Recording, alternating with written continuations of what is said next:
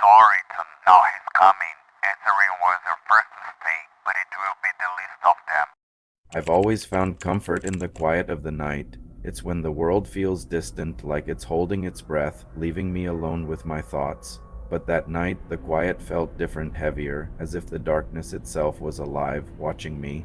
I sat in my apartment, the dim glow of my desk lamp casting long shadows across the walls. The clock ticked past midnight. Normally, I'd find the sound soothing, but tonight it felt oppressive, each tick a reminder that I was utterly alone. Just as I was about to head to bed, my phone buzzed on the coffee table, the vibration cutting through the silence like a blade. I glanced at the screen. The number was unfamiliar, but something about it made my stomach churn. It wasn't just the late hour, it was the way the digits seemed wrong, almost too perfect, too deliberate. I hesitated. Who would call me now? With a deep breath, I swiped to answer. Hello? My voice came out steadier than I felt. For a moment, all I heard was static, crackling like a distant storm. Then, from within the noise, a voice emerged, soft, deliberate, and disturbingly familiar. Ethan, I've been waiting for you. My breath caught in my throat. That voice. It wasn't possible. Caleb. I whispered, barely able to speak his name. My younger brother. But Caleb had been dead for 5 years. Who is this? I demanded, louder this time, my hand tightening around the phone. The static swelled, then faded. The voice returned, clearer now. You know who I am. No, I said, shaking my head as if that could dispel the creeping dread crawling up my spine. This isn't real. Caleb's gone. A low, hollow laugh echoed through the line. Gone. No, Ethan, I'm closer than ever. And now? You've opened the door. The line went dead. I stared at the phone, my heart hammering. My rational mind scrambled for explanations, a prank, a wrong number, but none of them held. The voice was Caleb's. I knew it as surely as I knew my own. Before I could process what had just happened, the phone buzzed again. Same number. My hands trembled as I picked up. Ethan, the voice whispered, closer now, almost as if it was right next to me. You shouldn't have answered. Click. The line went dead again. The room seemed darker, colder. I tried to convince myself it was a nightmare, a cruel joke, but deep down I knew better. Something had followed Caleb back. The phone buzzed once more, but this time it wasn't a call. It was a message from unknown number. Message. You'll regret listening to these disturbing calls. Click on the link in the first comment to learn more. I stared at the screen, the words burning into my mind. My thumb hovered over the link, but I couldn't bring myself to click it. Not yet. The phone buzzed again. As I reached for it, the shadows in the room seemed to shift, pressing closer, as if something was waiting just beyond the light. I didn't sleep that night. How could I? Every time I closed my eyes, I heard Caleb's voice. The way he spoke, calm yet deliberate, stuck in my head like a looping nightmare. This wasn't just my imagination. I knew that voice. It was real. By the time morning arrived, I felt hollow. I needed answers, anything to prove I wasn't losing my mind. Digging through my closet, I found the old box of family keepsakes. It was heavier than I remembered, weighed down by memories I'd tried to bury. Inside, beneath stacks of photos and dusty trinkets, was Caleb's journal. He had always been meticulous about writing things down, capturing his thoughts as if he knew they'd be important someday. I flipped through the pages, the handwriting growing more frantic as I neared the end. One entry stopped me cold. He keeps calling me the man with no face. He says he's coming, but no one believes me. I don't know how to stop him. My heart sank. The man with no face? Caleb never mentioned this to me. Why? Had he been too scared? Or had I been too distracted to notice the signs? The weight of guilt pressed down on me, but before I could dwell on it, my phone buzzed again. The same unknown number. My throat tightened as I stared at the screen. I didn't want to answer. I couldn't. But something inside me, the same force that made me open Caleb's journal, compelled me to pick up. Hello? My voice cracked. Static, like before, filled the line. But then Caleb's voice returned, softer this time, almost pleading. Ethan. You have to listen, Caleb? I whispered, clutching the phone like it was the only thing tethering me to reality. How is this possible? There's no time, he interrupted. He's watching. He's always watching. A chill ran down my spine. Who's watching? Caleb, what's going on? But instead of an answer, I heard a faint, rhythmic tapping. It grew louder with each passing second, methodical and deliberate. He's coming for you too, Caleb said, his voice distant now, like he was speaking from the other side of a vast chasm. You opened the door, Ethan, and now he won't stop. The line went dead again, but the tapping didn't. It was no longer coming from the phone. It was coming from the other side of my apartment door. I froze, every muscle in my body locking in place. The sound grew louder, more insistent. My breath hitched as I slowly approached the door, each step heavier than the last. I pressed my ear against it, the cold surface amplifying the sound, and then the tapping stopped. For a moment, silence hung in the air, thick and suffocating. I let out a shaky breath, hoping it was over, but then a voice, deep, guttural, and unmistakably inhuman, spoke from the other side. Let me in. I stumbled back, my heart pounding in my chest. This wasn't Caleb, it wasn't human. Before I could react, my phone buzzed again. A new text message from unknown number. Message. Click on the link in the first comment to understand why you're next. My hands trembled as I stared at the link. I didn't click it, not yet. The doorknob twisted on its own, the lock clicking open. The door creaked, revealing a sliver of darkness beyond. Something was waiting for me. The door creaked open just enough to let the darkness spill in. My chest tightened as I stared at the sliver of black, the silence on the other side almost worse than the tapping. I backed away, my mind racing. What was I supposed to do? The air felt heavy, pressing down on me, but I couldn't tear my eyes away from the door. Then, as if deciding I wasn't ready yet, the door slowly swung shut. The lock clicked on its own. I swallowed hard, trying to steady my breathing. My phone buzzed again in my hand, startling me. It wasn't a call this time, but a message. From unknown number. Message. Follow the tones. Before I could process it, the phone emitted a strange sound. A series of tones played, high-pitched and rhythmic, repeating in a pattern that felt deliberate. A memory stirred Caleb's journal. I grabbed it from the kitchen table, flipping through the pages.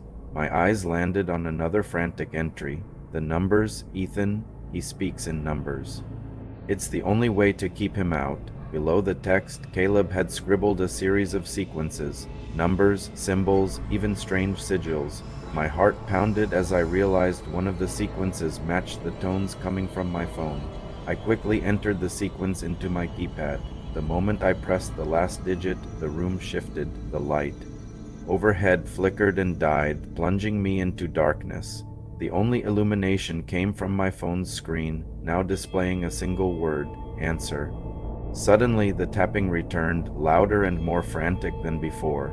It was no longer patient, it wanted in. I clutched the phone, my knuckles white, as I approached the door again.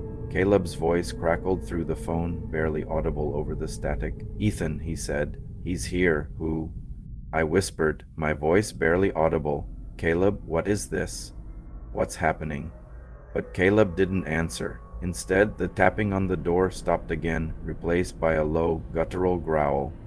It reverberated through the walls, shaking the floor beneath my feet, and then a new sound. It wasn't tapping this time, it was breathing. Deep, heavy, and too close. I held my breath, not daring to move. The growl turned into a voice, that same guttural tone I'd heard before, now speaking directly to me. You've tuned in, Ethan. There's no going back now. I felt the weight of its presence pressing against the door. The phone buzzed in my hand with another message, from unknown number. Message, this is your last chance. Click on the link in the first comment before it's too late. My finger hovered over the link, torn between fear and desperation. Before I could decide, the doorknob began to turn again, slow and deliberate. The lock clicked open, and the door creaked. The door flung open, revealing nothing but an endless void, and from that darkness, a voice whispered my name, pulling me forward. The void beyond the door swallowed all light. I felt its pull, an oppressive force drawing me closer. My name echoed from within, a low whisper carried on a frigid breeze. But then, as suddenly as it opened, the door slammed shut, the sound reverberating through the apartment. I stood there, paralyzed, trying to make sense of what I'd just seen or felt. My phone buzzed again, pulling me back to the present. It was Sam. Relief flooded through me as I answered. Ethan, you okay? Sam's voice was a lifeline, grounding me. Sam. I exhaled, my voice shaky. Something's happening. I think Caleb is. I stopped, unsure how to even begin explaining. Caleb. Sam's tone shifted, now laced with concern. Ethan, Caleb's gone. You know that. I know, I said quickly, but I've been getting these calls. From his number? And there's someone trying to get in? There was a pause. Look, I'm coming over. Just stay put.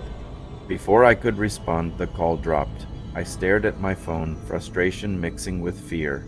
The seconds stretched in 2 minutes, the silence in my apartment growing heavier.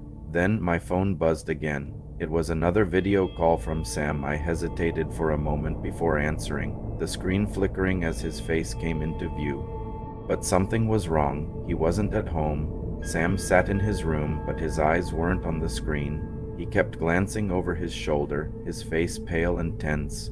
Ethan, he said, his voice barely above a whisper, I think I've been getting them too. My blood ran cold. Sam, what do you mean?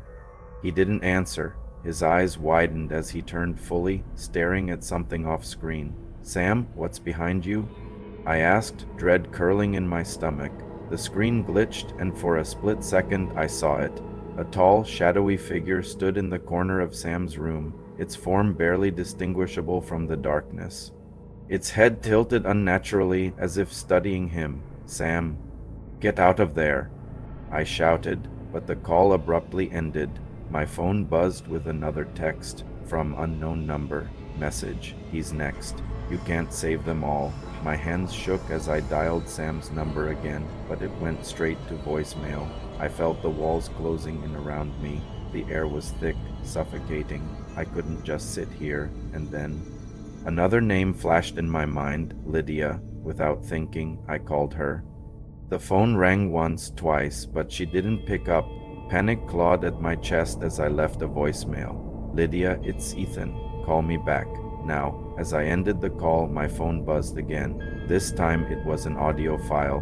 My thumb hovered over it, and with a deep breath, I hit play. It was Lydia's voice, faint and distorted beneath layers of static. Ethan. Help me. The recording ended abruptly. Another message followed immediately, from unknown number. Message, Lydia won't answer. But you'll hear her screams. The tapping returned, this time from the windows, the walls, everywhere. It was no longer asking for permission. It was demanding entry. I grabbed my keys and bolted for the door. But as I reached the hallway, my phone buzzed with a new video. It was Lydia, sitting alone in her room. Behind her, the shadows began to move. The drive to Lydia's apartment was a blur. My hands gripped the steering wheel so tightly my knuckles turned white. The roads were empty, but my thoughts were anything but. That video of Lydia played on a loop in my mind, her sitting alone, unaware of the shadows shifting behind her. Whatever had come for Caleb and Sam was now with her. I tried calling again. Voicemail. Every ring felt like a countdown to something I couldn't stop. Lydia, I muttered under my breath. Just pick up. As I neared her building, my phone buzzed. This time it was a call from her number. My heart leapt as I swiped to answer. Lydia? I said, my voice trembling with hope, but it wasn't her. Ethan. The voice on the other end was deep, guttural, and far too calm. You're wasting your time. Where is she? I demanded, my voice breaking. What have you done to her? The voice chuckled, low and menacing. She's waiting, but you'll never reach her in time. You've already lost. The call ended abruptly, leaving only the hum of my tires on the asphalt. I pressed harder on the gas. When I arrived at her building, everything felt wrong. The windows were dark. The entire complex seemed lifeless.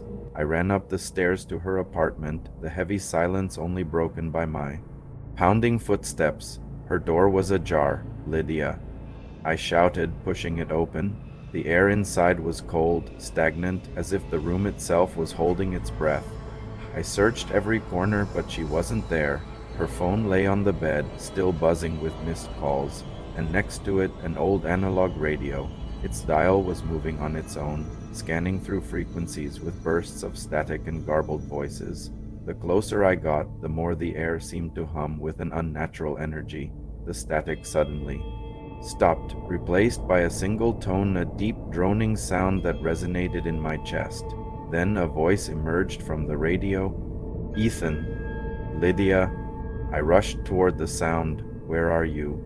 "Help me," she whispered, her voice faint and distant, like it was coming from the other side of a vast chasm. "I'm here," I said, gripping the edge of the radio. "Tell me what to do." But before she could answer, the guttural voice from before returned, booming through the speakers. "You've tuned in, Ethan. There's no going back now." The radio's dial moved again, stopping at 66.6.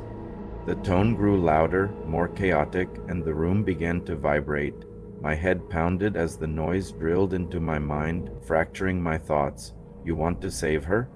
The voice taunted. "Turn it up. Let's see if you're brave enough to join her."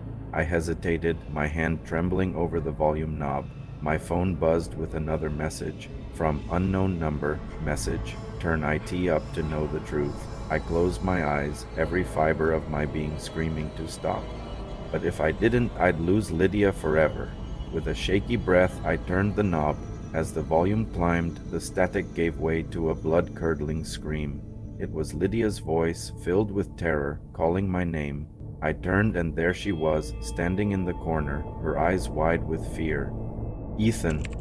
Her voice was soft, almost fragile, but it cut through the static like a knife. I turned slowly, my breath catching as I saw her standing in the corner of the room. "Lydia?" I whispered, barely trusting my eyes. She looked pale, her wide eyes locked on me, unblinking. "You shouldn't have come," she said, her voice trembling. I took a step closer, but something stopped me, a feeling, like the air between us was charged with static. "What's going on? Are you okay?" She didn't respond immediately. Her head tilted slightly, and for a moment her face softened, almost as if she was struggling to hold on to herself. "He's here," she finally said, her tone low and distant, "and he won't let either of us go." A chill ran down my spine. "Lydia, who is doing this?" Before she could answer, the radio crackled violently, the static rising to a deafening roar. The guttural voice returned, louder and more menacing than ever. "You've made your choice, Ethan. Now it's time to face the consequences." The room began to warp around us, the walls twisting and pulsating as if the apartment itself was alive. Lydia clutched her head, her face contorted in pain. "Ethan, you have to stop him," she cried out, her voice barely audible over the chaos. "But he won't let you go unless you take my place." I froze. "What?" The voice from the radio boomed again. "One stays, the other leaves. That's the rule." "You've tuned in, Ethan, and now you're part of this." Lydia's eyes met mine, filled with tears. "You can still escape," she said softly, "but if you stay, we'll both be trapped forever." The weight of her words hit me like a punch to the gut. Could I really leave her here?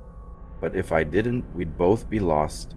The radio's dial spun wildly, the static forming into distorted screams. My phone buzzed in my pocket. I pulled it out to see another message from unknown number. Message: "The final call is yours to make. Click on the link in the first comment to leave or stay forever." My hands trembled as I stared at the screen. Was this my way out? Or just another trap? Lydia stepped closer, her voice urgent. "Ethan, don't trust him. Whatever you choose, don't let him take your soul." The guttural voice laughed, its sound reverberating through the walls. "Hurry, Ethan. The clock is ticking."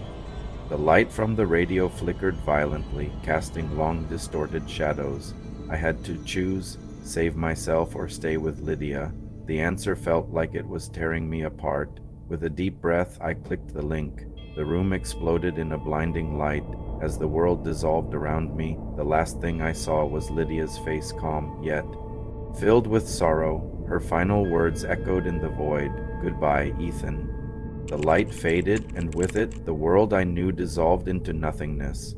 I floated in a void, weightless, surrounded by an endless expanse of darkness. My senses were dulled as if my body no longer existed. The only thing that remained was the faint hum of static. Then a voice deep and commanding pierced the silence. "Welcome, Ethan." I opened my eyes and I was no longer in Lydia's apartment. I stood in a space that seemed to stretch infinitely in all directions. Shadows swirled around me, their shapes constantly shifting, never settling. In the center of this endless void stood a single phone booth. It was old, the glass cracked, and the receiver dangled loosely, swaying gently as if recently used. The light inside flickered, casting eerie shadows. The phone began to ring, each shrill tone echoed through the void, growing louder, more insistent. My feet moved on their own, drawing me closer. The air thickened with every step, making it harder to breathe, but I couldn't stop. I reached the booth and lifted the receiver with a trembling hand. "Hello?" I whispered. For a moment there was only silence. Then Lydia's voice broke through. "Ethan." "I'm so sorry, Lydia," I shouted, gripping the receiver tighter. "Where are you? Are you okay?" Her voice was faint, filled with sorrow. "I'm free, Ethan, but you? You're trapped." The words hit me like a punch to the gut. No.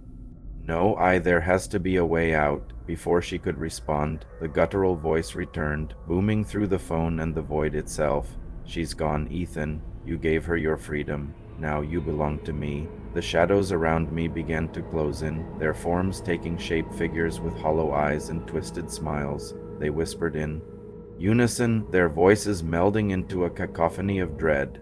The phone grew hot in my hand, but I couldn't let go. "What do you want from me?" I demanded. The voice laughed, a sound that made my skin crawl. "Your story isn't over, Ethan. You'll answer every call. You'll bring others to me." The phone buzzed violently, the screen lighting up with a familiar message. From unknown number. Message: "Welcome to the in-between. This line is always open." The realization settled in. I hadn't escaped. I was now part of the endless cycle, a prisoner of the void, forever bound to the calls. The phone began to ring again, its tone relentless. My hand moved involuntarily, lifting the receiver. "Hello?" I said, my voice hollow, and from the other side my own voice answered, "You'll regret listening to these disturbing calls." The weeks after my disappearance were quiet at first, but then the calls began. Friends, family, even strangers started reporting strange messages, voicemails filled with static and faint whispers. Some claimed to hear my voice calling for help, but those who answered the calls often received the same chilling warning: "You'll regret listening to these disturbing calls." Did this story send chills down your spine? Don't keep the terror to yourself, let's spread the fear together. Subscribe to stay connected and never miss another haunting tale. Comment your thoughts below. What gave you goosebumps? What would you do in Ethan's shoes? Share this story with your friends if they dare. Let's see who can handle the next disturbing call. Suggest your own horrifying ideas. What kind of nightmares do you want to explore next? Ghosts, ancient curses, or something even darker? Your suggestion might inspire the next terrifying tale.